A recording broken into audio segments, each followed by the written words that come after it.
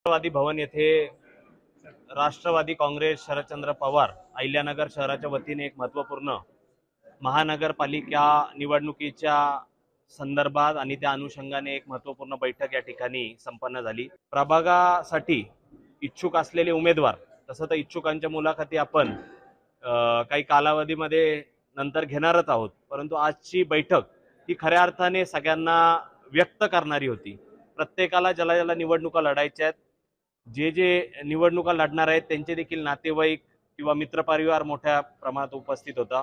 त्याच्यामुळे एक मोठं असणारं एक संघटनात्मक बदल त्या ठिकाणी आता येणाऱ्या काळामध्ये निश्चित प्रकारे होणार आहे आणि निश्चित प्रकारे आता पुढे जाऊन ही देखील इच्छुकांच्या मुलाखती त्या कधी असणार आहेत हे पक्ष त्या ठिकाणी लवकरच जाहीर करतील।